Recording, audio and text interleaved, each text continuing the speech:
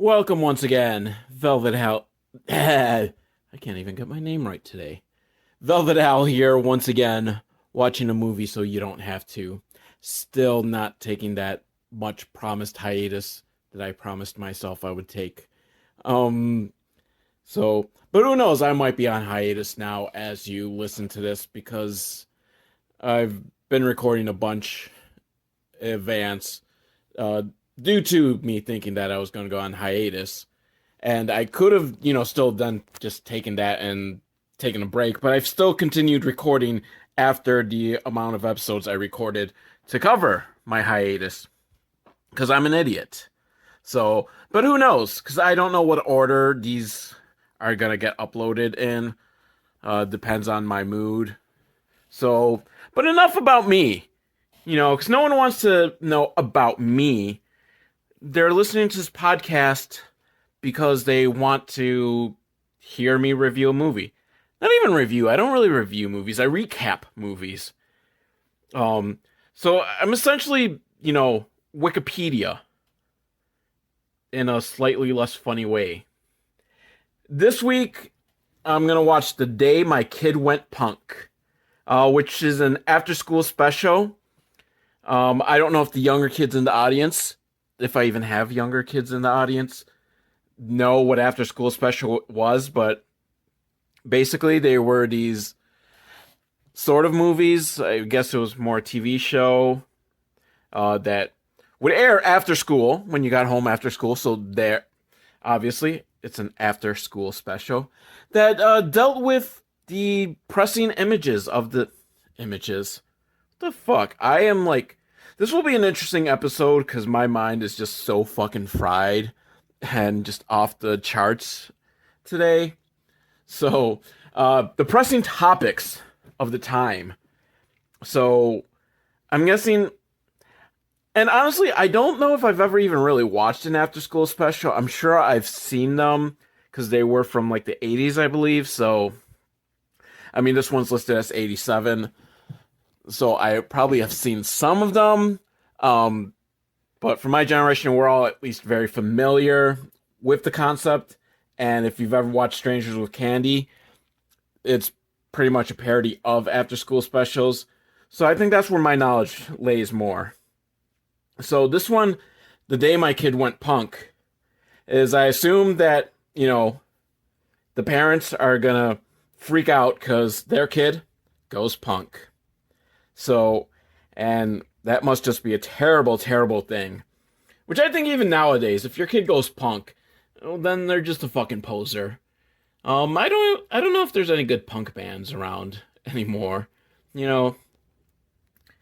Ever since that one punk band that was really good broke up.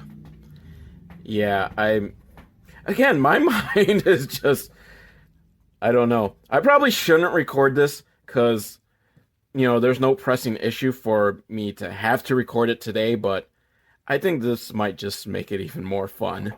So let's go with it and find out about the day that someone's kid went punk. The credits roll, and my first thought is, holy shit, Jay Underwood's in this. Then I realize, I don't know who the fuck Jay Underwood is, but it's one of those names that you're like, hey, I know that name. And so I paused in Wikipedia to his filmography, and I don't know who the fuck Jay Underwood is. Why? Am I thinking of Blair Underwood? Why does the name Jay Underwood seem so familiar? And he's in... I don't think I've seen any of the movies he's been in. The only thing... Like, he played something in Uncle Buck, and somehow I've never seen Uncle Buck, and I know all of you will probably hate me for not seeing Uncle Buck, but fuck you, I have no interest in seeing Uncle Buck. But he did play Human Torch in the Fantastic Four. Not the one you've seen, because it was the one that never got released, so you probably haven't seen it. So that's probably the one thing I know him from, is because I did see the documentary about the making of that Fantastic Four film. So I guess technically I did see something he was in. But, yeah, I don't know who Jay Underwood is. But if you're a Jay Underwood fan, this is something he has been in. But if you are a Jay Underwood fan, you probably already knew that. And so starting off with it's at a school or something, and the school orchestra is having like their recital or whatever you call them. They're performing for everyone. All their parents are there, and they're doing all great. And then the violinist, he's super nerdy and wearing glasses, and he's probably Jay Underwood.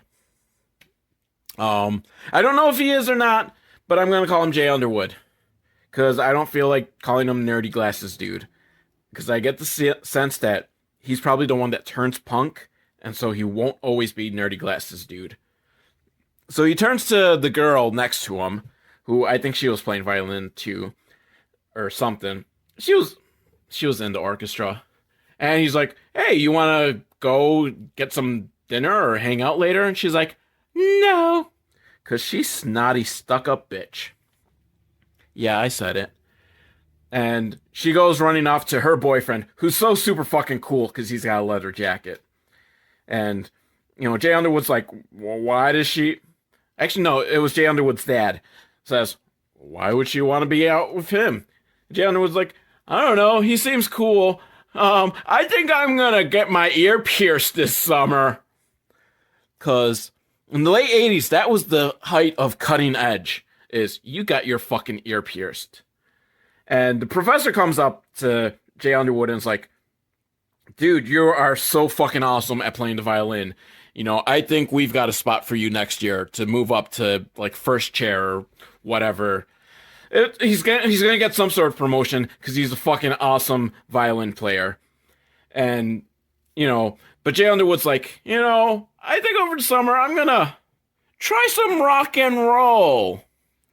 Which, there's no room for violins in a fucking rock and roll band. I mean, you might have guest violins on some songs. That's okay. When you're doing the ballad, it's okay to bring violins in. But having an actual fucking violin player? Who the fuck are you, Dave Matthews? Well, I got news for you. Dave Matthews sucks. Though their problem isn't that they have a violin player. Their problem is they have Dave Matthews. So, I guess I shouldn't be harsh on violin players. Dave Matthews doesn't suck because they have a violin player. They suck because they have Dave Matthews. So the professor just kind of scoffs at him like, well, whatever. You have fun with your rock and roll music. I hope Jay Underwood does have fun with his rock and roll music. So Jay Underwood is getting all psyched because he's going to go, have a celebration dinner with his family. But his family is like, can we do it another time? It's pretty late. Which is fucking broad daylight out. How fucking late is it? Come on, it's gotta be like 5 at the very latest. I don't know, maybe it's summer, so maybe 6 o'clock. Come on, live a little, parents. Especially because Jay Underwood is leaving for somewhere in the morning. I don't know, maybe he's going to rock and roll camp or something. No, you can't stay up late and, you might miss Wheel of Fortune or something. Is that the issue? And their little daughter's like, oh, it's late. Like, fuck her. She can stay up late. What is it, a school night?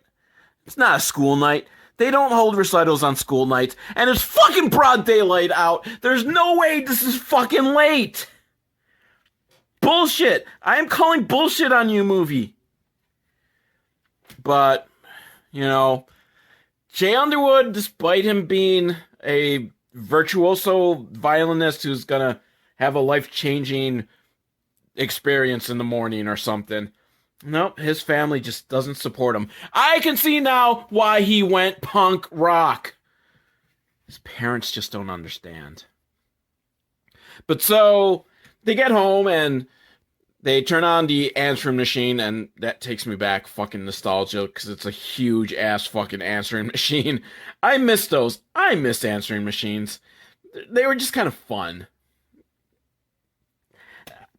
Pure nostalgia. I cannot give you a good reason why I like answering machines other than just pure nostalgia. So there's 2 messages that come in. One is for Dad. It's his editor who's complaining like, hey, where's that book you're writing? Give us a draft. And Dad's like, he's thinking to himself, it's just not ready. Dad, just fucking send it in.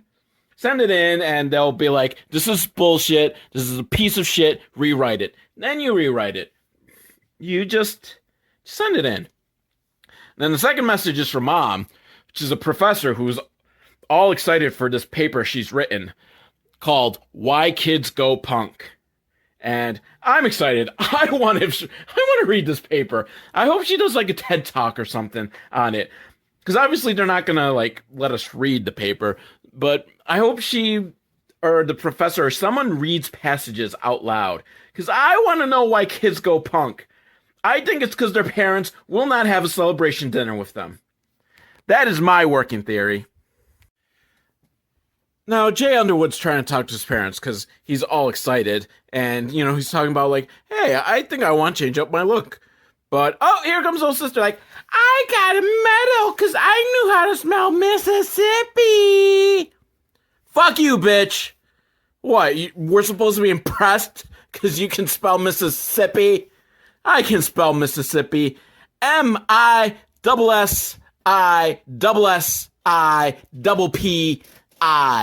Yeah, fuck you. Where's my medal? I want a fucking ribbon. I can spell Mississippi. And then he tries to tell Mom, like, I think I'm going to get a haircut. Because, he's going fucking rock and roll. I think right now his plan is just rock and roll, not specifically punk. But I can see why he's going to eventually go to punk, because his parents just aren't listening to him. And then his older brother comes in and he's like, I'm going to read the speech I wrote for the Young Republicans Club. Yeah, fuck you. So yeah, that's why he goes punk, because his older brother's a fucking Republican dick. So let's go fucking punk rock. He's gonna fucking start listening to Dead Kennedys, and I'm excited to find out what punk bands he gets into. So I hope it's real punk, and it's not like fucking that Chipmunk album where they went punk and they were covering like Pat Benatar and Billy Joel. Like, yeah, what the fuck? That ain't punk. You ain't punk. You ain't nothing. So it's the next morning, and Jay Underwood's getting on the plane to wherever he's going to. Actually, he hasn't gotten on the plane yet. He's just at the airport. Stad's dropped him off. And he's decided to bring a guitar instead of his violin, because he says it'll probably increase his chances of getting into a band. Which again, like I said, you don't get into a rock band with a violin. Now, guitar, you can. But really, you want to get in a band, you pick up drums. Because everyone fucking plays guitar, but every band goes through like 15 drummers. So there's just more opportunities for drummers, really. There's like an opening like every 30 seconds. That's a statistic that I just made up. So there's some cute rocker chicks in the lounge, and he's like, hey. But it's more like, hey! Because he's all nerdy and dorky. And they just laugh at him like, ha ha ha, and walk away. But they leave behind a magazine and a bag. And he tries to return it to them, but they've already like disappeared beyond the gate or wherever. I guess they've already gotten on their plane in like 30 seconds. And he looks into the bag, and he decides he's going to keep the bag. Well, actually, when he looked in the bag, he decided that he needed to get the bag back, but saw they weren't there. So he kept the bag. And what is in the bag? I don't know. Is it drugs? I'm betting it's drugs. There are drugs in that bag. And since this is the 80s, you can fucking sneak that into on a plane. So he then goes into the bathroom, because he's going to make his magic makeover. Doo, doo, doo. I don't know. Is that a magic makeover? Like sound effect? So, but he's got it ready. He gets his contact lenses in. He cuts off snippets of his hair. He uses some gel to like spike it up a little bit. Dyes a little bit of it red. Pierces his own ear, which is very important. So, I would normally like call bullshit on like a fake punk thing, but he fucking pierced his own ear. Like he just took the earring and he just shoved it in. I don't know if it's even possible to do that. Like, don't you need like, I don't have pierced ears, so I don't know how it works, but don't you need like a piercing gun to pierce the ear to create that hole? Not this kid. Not fucking Jay fucking Underwood. I am impressed. You are fucking punk rock, because he just shoved an earring right into his ear. Just fuck it. I don't need to be pierced. I am going to do it myself. And then he's got a studded leather jacket and a ripped up black t-shirt. This guy's fucking punk. And again, everything else about him kind of screams poser, but he fucking pierced his own ear. So you go. From now on, you are Jay fucking Underwood. Okay, I'm referring to him as Jay fucking Underwood because he has earned that fucking. Because he fucking pierced his own ear. So Jay fucking Underwood goes to wherever it is because he's getting a job or something as a children's counselor, apparently. That is pretty awesome that he's like, yeah, I'm just gonna go fucking punk rock. I'm hip with the kids. But the boss's secretary is kind of like, this is ridiculous. And she runs to tell her boss, like, he's a Siggy Sputnik lookalike. Which points for going with that band. Because I don't know, were they ever popular in the U.S.? Were they big? Were they big enough that they would make their way into being mentioned on an after-school special? I don't know. I've never actually listened to them. I know of them, but I've never actually listened to them. So I don't really care. I just think it's kind of cool that they went with that one. But, you know, the boss is like, I'm sure it's okay. And then Jay fucking Underwood walks in and is like, rawr, rawr, rawr. Okay, so it's the hotel manager, not the secretary. So shame on me for assuming that the woman was a secretary. I will fully own up to that. My bad. And she thinks it's a bad idea that he's going to be in charge of the nursery. And the hotel owner, boss, whatever he is, he's like, well, let's give him a shot. And if he sucks, then we can fire him. But, you know, let's just give him a shot. So, you know, good for him. Give him a shot. He can see that Jay fucking Underwood is a nice kid. So he goes up to the nursery and all the preppy parents are like, well, this guy looks dangerous. We can't let him near the kids. And they're like, well, let's give him a chance. And he plugs in his guitar and he starts playing a little ballad. And all the little kids are like, this is awesome. I like it. I like music. And Jay fucking Underwood, as awesome as he is, obviously did not study how to pretend you're playing guitar.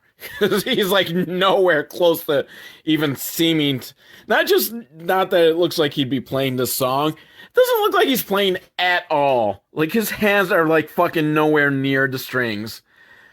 So, but he's playing a song and then he starts rocking out. And not gonna lie, I was thinking that this cut into the rocking out part was gonna happen in front of the children. Because I thought that would have just been fucking awesome. Like, he starts playing this little ballad and then start fucking rock their kids' faces off.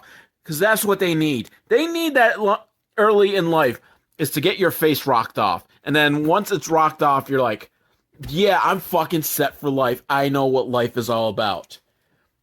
You gotta get to them young. But no, the rocking out part happens. He's with a band. I don't know yet if he managed to join a band this quickly, or if he's trying out with the band. Either way, he seems to have quickly, like, at least gotten himself an audition with a fucking punk band. Not really. Not even, like, new wavy. Like, it's a little kind of, still a little more soft rock. It's kind of, I don't know, maybe like Rick Springfield. Was he considered punk back in the day? New wave? Definitely closer to new wave than punk rock.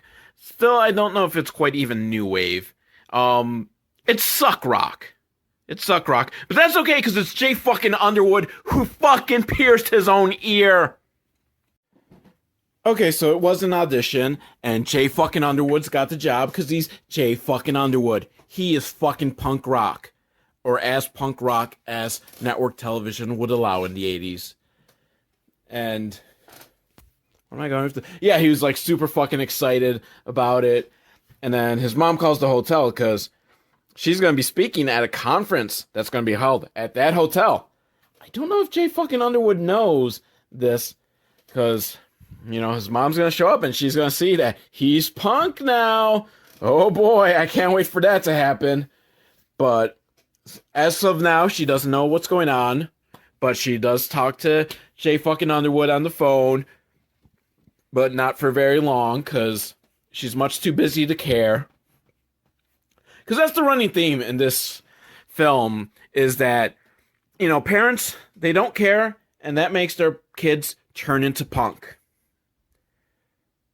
Which, yeah, I guess, sort of. Because punk rock is all about, hating your parents. That's really like all good rock music. So he's sad, but he's very great with the kids. Like every day, the kids, they just love him. Even the owner is like impressed, like, hey, kids are not running around yelling everywhere. But the hotel manager, because she's a fucking like superficial bitch, is like, he makes me uncomfortable. Why does he look like that? Which, I'm going to point out that she's black. So she should know better than to judge people based on their looks. Because I'm sure she's had to deal with that shit. There's probably been people like, she's black. I'm not staying at this hotel. And yeah, this is the 80s, so it's probably a little removed from like that hardcore racism, but not that far removed. And there's still fucking racism. So they probably didn't say it out loud that they weren't going to stay because the hotel manager was black, but I'm sure there was more than one patron who thought that. So, but no, you're going to judge poor Jay fucking Underwood because he looks punk rock, but he's doing good with the kids. That's what matters. He is good at his job. Stop judging him on his looks. And then some 90s nostalgia. So apparently this video that's been uploaded to YouTube comes from Nickelodeon. I guess Nickelodeon must have been like rerunning after school specials under the name Special Delivery. So we got a commercial for The Adventures of Pete and Pete. Fantastic show. It was a commercial for the Valentine's Day episode. Then a commercial for Darkwing Duck Pizza Hut meal. Which I'm kind of upset. I want one of those now. Fucking love Darkwing Duck. And then some action figures from the movie Hook. With Robin Williams as the grown-up Peter Pan. It's like, wow. They had action figures for that. That's kind of crazy. But I guess, that was kind of like geared towards like prepubescent boys with all the action, and Rufio had the streaks of red in his hair. He was awesome. Rufio! Is that the way he said it? Rufio! Rufio! Roofies. I don't know. But now we're back to the movie. Now, the rich, snotty bitch of a wife of someone famous or important, very, very rich, is bringing her daughter who has rickets or something. She's got those, like, arm braces to help her walk. I don't know, maybe she had polio or something. And she wants to know, like, oh, well, where's the person who's taking care of the kids? And Jay fucking Underwood's like, here I am! And he's looking like Adamant now. He's got, like, pale face makeup and, like, just dashes of red across his face, like lightning bolts. And he's the happiest looking punk, like, around. And he's got, like, a little Odie puppet. And he's, like, just having fun. And all the kids are liking him. But old mean Mrs. Bitch, she's like, no, this guy's a degenerate. You can't let him take care of kids. And the owner of the hotel's like, he's a really nice guy. We've had no problems. The kids love him. But she's all like, no, I'm not going to do this. You fire him or my husband will something or other. I don't know. She's a bitch. And I gotta say, you know what? I was worried that this film was going to be about how punk is just horrible and degenerate and, that it was a bad thing.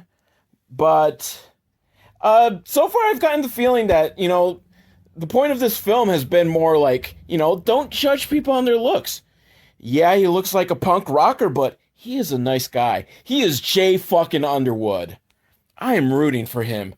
I hope he stays a punk at the end of this film. I hope he doesn't decide, well, I've had my fun, but I'm going to become a respectable citizen. No, Jay fucking Underwood, you do not give in to peer pressure. They're not even your peers. You stay punk rock. But Jay fucking Underwood's parents have shown up early because they want to surprise him.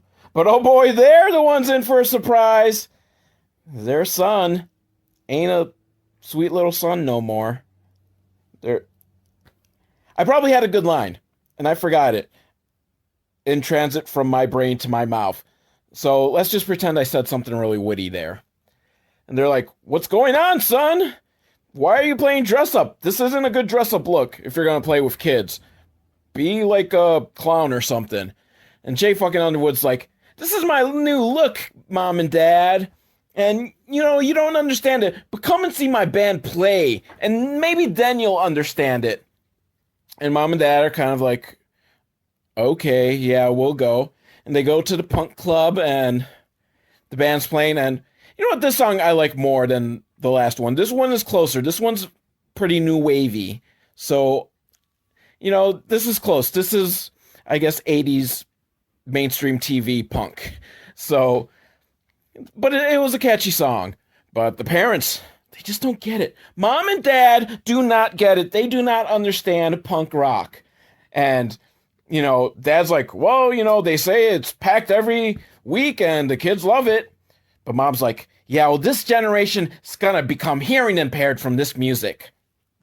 Which, fuck you, Mom, because if you knew anything, Pete Townsend from your generation, he's fucking deaf.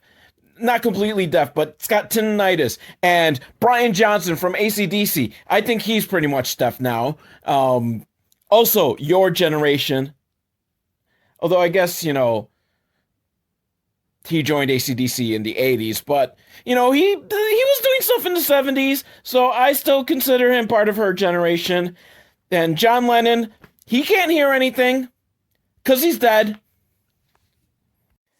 Back at the hotel, Mom's freaking out because, oh no, what's her boss gonna think when she sees, or when the boss sees how her son is dressed? He's punk rock, and she's got the big lecture on why kids turn punk.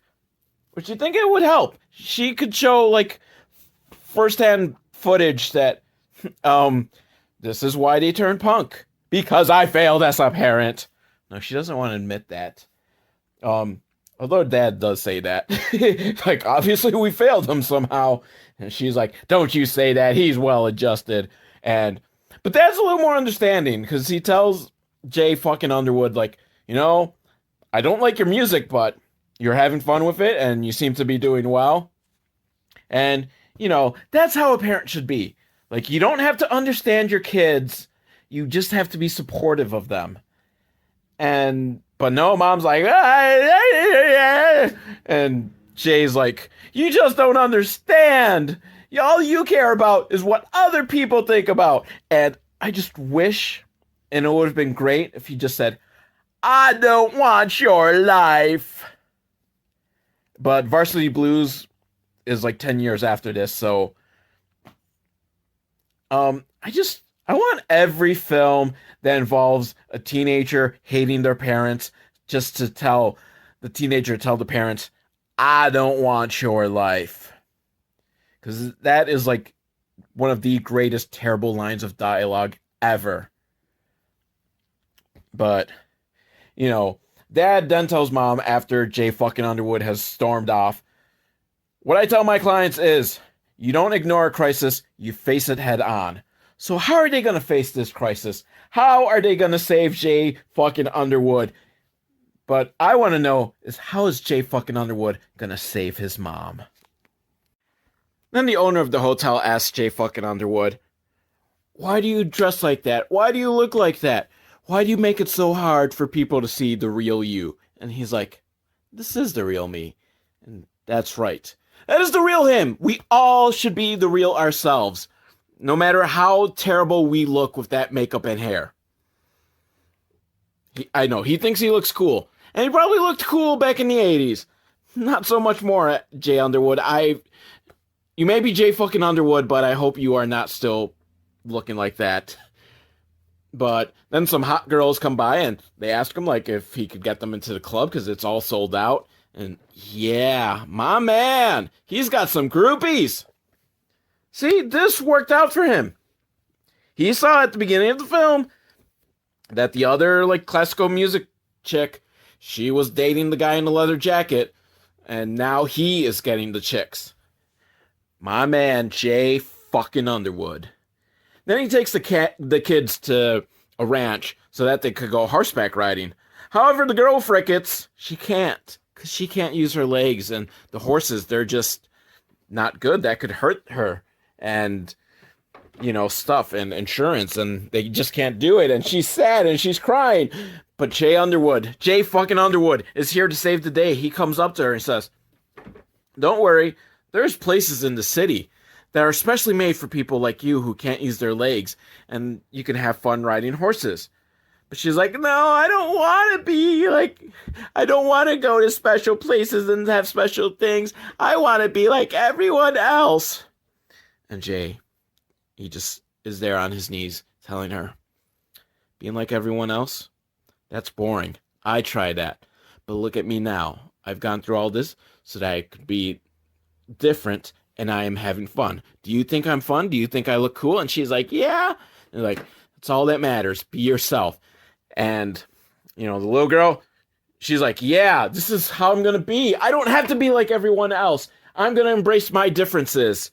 And I think the mom, she might be a little touched.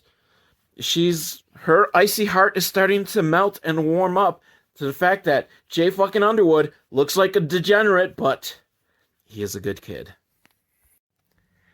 Jay goes to get a surprise for the little girl. On the way, he sees his mom, who's getting interviewed for, you know, upcoming promotion for her lecture. And he says, "Hi, Mom!" Completely embarrassing her, like, "Oh boy, that's my son, the fucking degenerate punk." Which, good! After years of you probably embarrassing him, at places going, "Hi, son!" Now you know what it's like. Now you know what it's like, Mom. Time for you to be embarrassed. And so he comes back, and the special surprise he got was a Cabbage Patch doll that has leg braces just like the girl. And she's like, "Wow." He's like, "See, you're so special. They made a doll that's just like you." And Jay fucking Underwood, you are amazing. You are the fucking greatest person. You are Mother Teresa if Mother Teresa went new wave punk. And even the little girl's mom, she has to admit, you're a great person. And now it's time for more commercials. Totally fucking 90s commercials. Fruit Loops is introducing lime into their cereal. Do they still have lime? I don't know. I haven't eaten Fruit Loops in, like, probably since I was a kid. Oh, that's not true. I recently, like, last year or the year before, they had a box that was a combination of Fruit Loops and Frosted Flakes. And together. Not like there was some fucking stupid cereal when I was a kid that claimed, like, it was a strawberry and I think, like, a blueberry cereal, but they were separate bags. It's like, what the fuck? You try to sell this to me like they're combined, but no, they're separate bags. But no, the Frosted Flakes and Fruit Loops were together. And as far as I can tell, I don't think there was a lime flavor. So I don't know. Lime, I guess, just did not stand the test of time. And then we get a commercial for Milky Way, helping you catch fly balls. And commercials for fucking things called String Racers and Zippio, or I've already forgotten what it's called. It's kind of like part Frisbee, part yo-yo. Because it was the fucking 90s. Yeah, I don't fucking remember these things at all. So they must have flopped big time. I mean, the Frisbee yo-yo thing was kind of cool. And the commercial challenges you to break the world record for how many passes you could do. I did not realize there would have been a world record already for that, but some kid out there got one and probably broke that record. And now back to the movie. So Jay fucking Underwood is having some lunch with his mom and dad, and course, mom's all like, how can you do this to me? You're gonna ruin my career. Because it's all about you, mom, isn't it? And Jay fucking Underwood, he's all like, mom, I thought you wouldn't even notice. Because you guys don't fucking notice a thing I do. You've got time for the other kids, but not for Jay fucking Underwood. And you tell him, Jay. Of course, the mom's all like, eh. And, Jay storms off, and parents think, well, I guess he's just doing it for the attention. We didn't realize. But, yeah, now he's probably gonna just wash the makeup off and go back to being normal. Ha ha ha. You really don't get it, Mom and Dad. You really don't fucking get it at all. No, this isn't about attention. He is finding himself. He is who he is. He is the real he. This is the real Jay fucking Underwood. He is a fucking punk. And you accept that.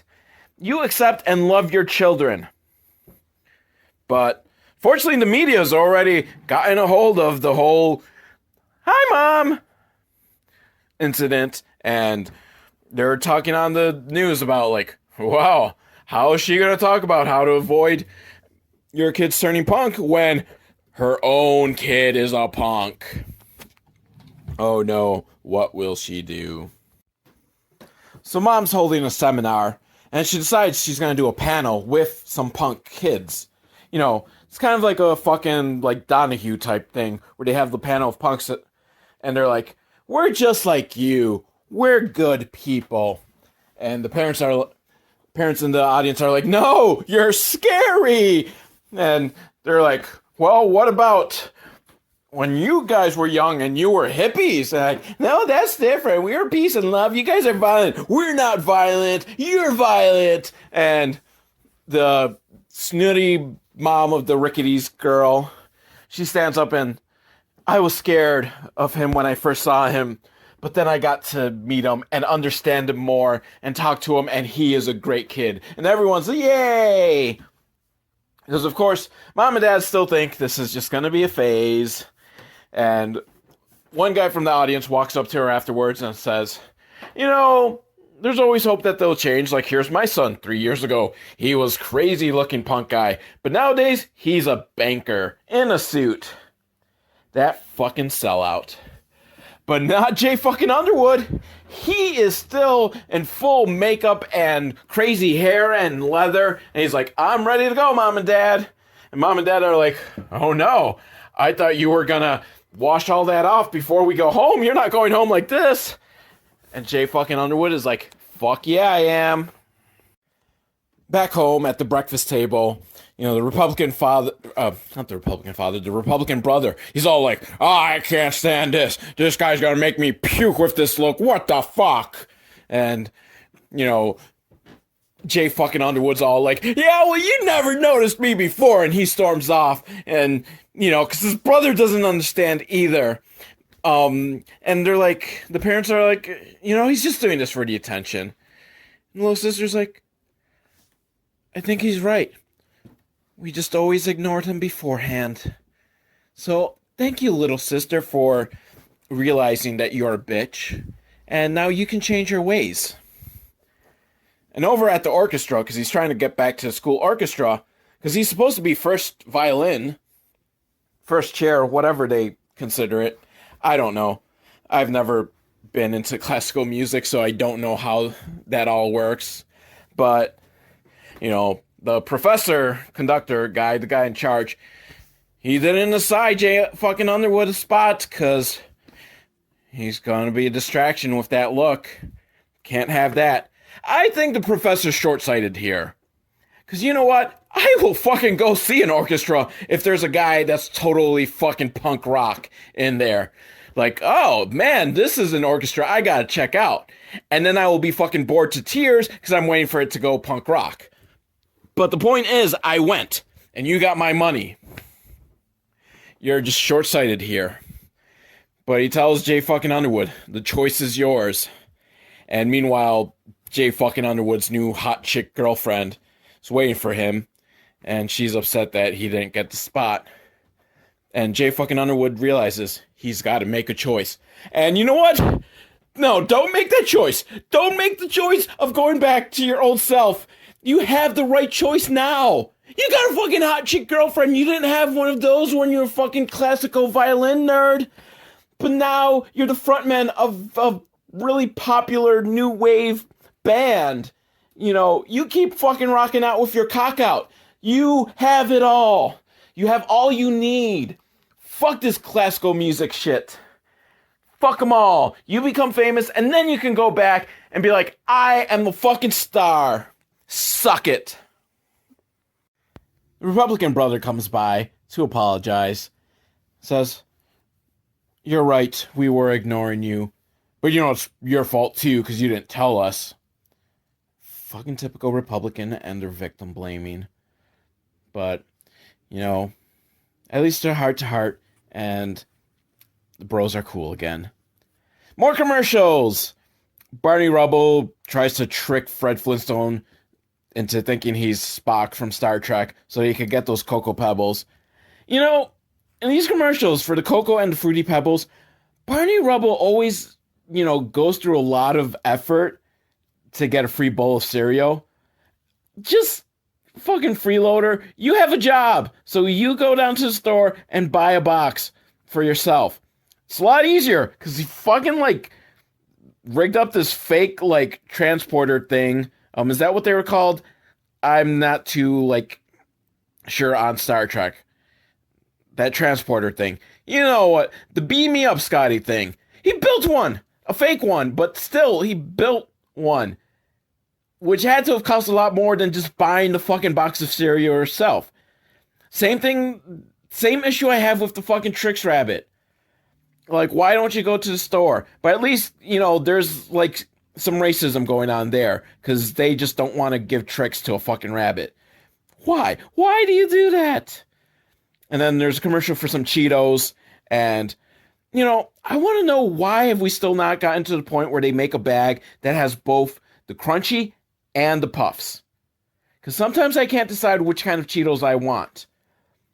But if you sold a bag that had both of them, fucking Cheetos, just shut up and take my money. Put that bag out. And there was a commercial for something else, which I've already forgotten.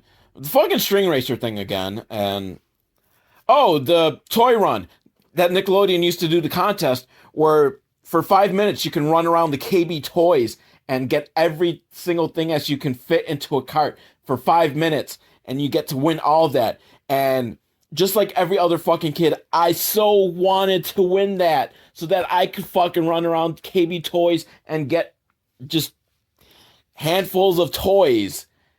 It's like Supermarket Sweep, but with toys. And KB Toys doesn't exist anymore. And neither does Toys R Us. Is there any, like, toy-centric store left anymore? I don't think there is.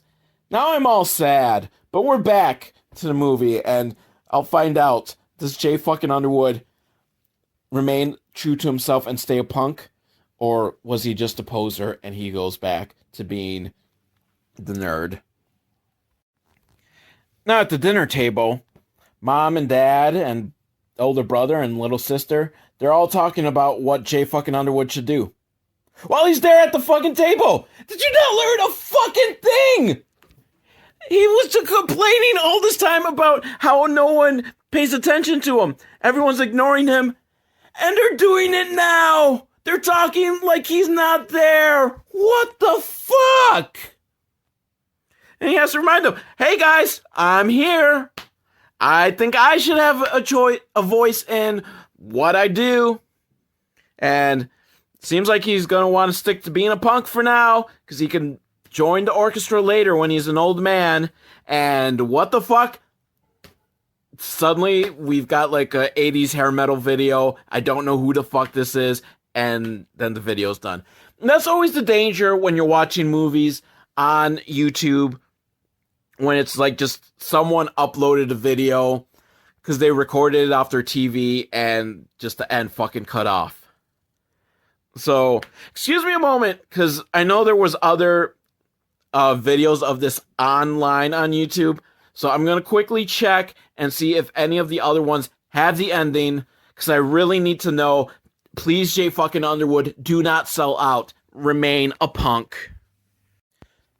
Okay, so I did find the ending, and so Jay fucking Underwood decides he's gonna stay a punk.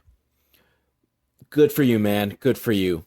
But as a compromise, he's not gonna wear the makeup. Gonna keep the hair. And gonna keep the earring, I hope. He didn't say one way or the other on the earring, but come on, dude. You fucking pierced that yourself, so you better keep that earring. But just the makeup. Okay, I can accept that compromise. Because honestly, dude, the makeup looks stupid. But in the credits, apparently the drummer in the band he was playing is fucking Josh Freese. I think that's how it's pronounced. Freese? Freese. So Freeze? I'm not sure. I've always pronounced it Freese. But if you don't know him, then fuck you. I'm not explaining. No, I'm just kidding. He's pretty much the like working man's drummer or something. He's like a fucking drummer for hire among the cool bands. I mean, I think he's a permanent member of the Vandals, but he's played with A Perfect Circle, Guns N' Roses, The Offspring. He played on Magnapop's Rubbing Doesn't Help, just one of my favorite albums. And he's just, I think he's done some stuff with Nine Inch Nails. He's just done a fucking lot. He is like the drummer for hire. He is, if you're cool and you need like a session drummer, Josh Freese is the man. And he is in this film. Actually, I don't know for sure if that is the same guy. I'm going with it. I think it's him. So, yeah, I'm really not that bad of a film, I gotta say. I mean, it is what it is, but I'm surprised. I was worried that this was gonna be like one of those like scare films of, oh no, your kid's gonna become a punk. But it had a good message of punk rockers are good people. And I say hooray for that. There's another after school special video on here called What If I'm Gay? So, I mean, My Kid Went Punk was kind of short, so why not? I mean, this might end up being a really long episode. I'm probably going to try not to, like, recap as in-depth as I usually do. I just kind of want to watch What If I'm Gay? I'm sure it's going to tell me that, you know, it's okay to be gay. Which, I'm just going to go for it and see where this takes us. So the basic rundown of the movie, there's a bunch of friends, you know, they're doing like the high school friend stuff, going to movies and all that.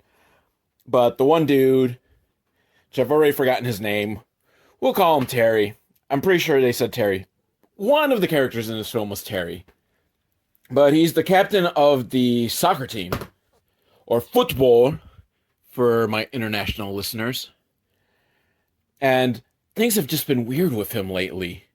You know, he never wants to spend time alone with his girlfriend, aka he doesn't want to fuck her.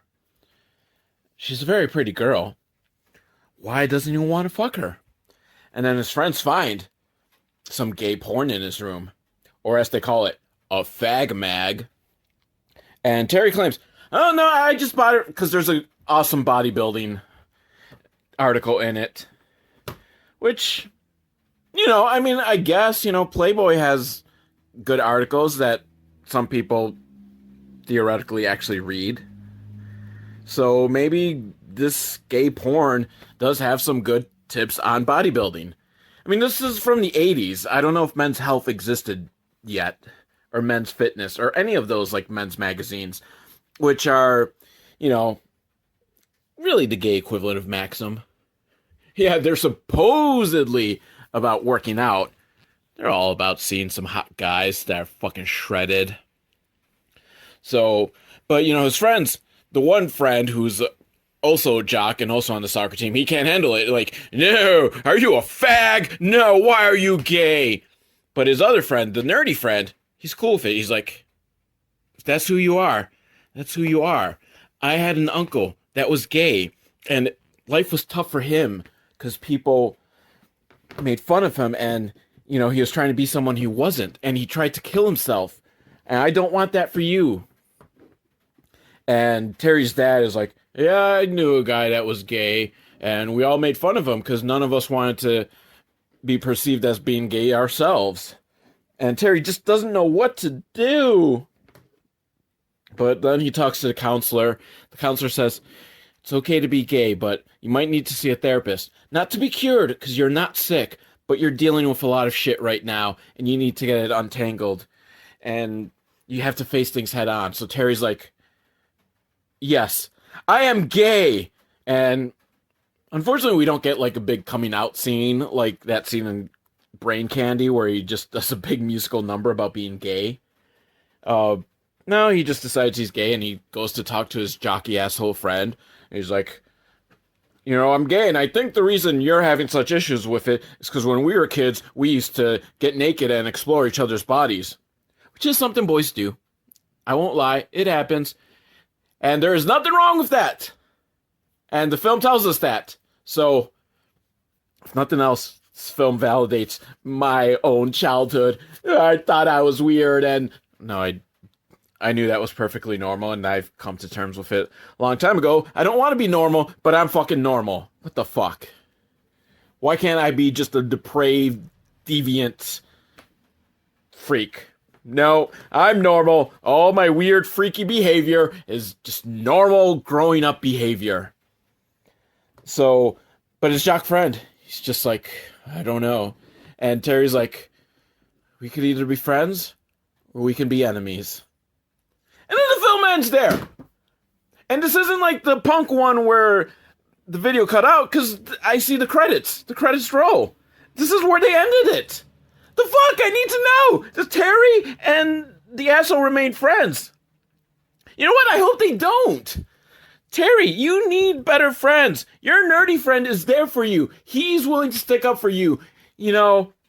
He's a true friend. Fuck this jock guy. And so, I hope you learned something from these films. It's okay to be gay, and it's okay to be punk. As usual, velvetowl@hotmail.com, or leave a comment if you're able to leave a comment, because you're probably listening on the YouTube.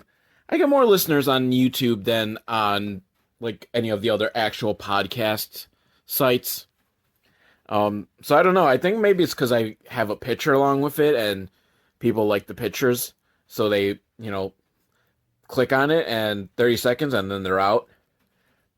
That's what the YouTube metrics tell me. Like, the average listener on my podcast is 30 seconds. So I'm glad that I do all this for people to to occupy their time for 30 seconds. I waste 30 seconds of their lives, one person at a time. It feels fan-fucking-tastic. So yeah, let me know if there's a movie you want me to do, or if you just want me to stop and you want to yell at me for wasting your life. Wasting 30 seconds of your life. I think that's going to be the new name of this podcast. Velvet Al, waste 30 seconds of your life. See you next time.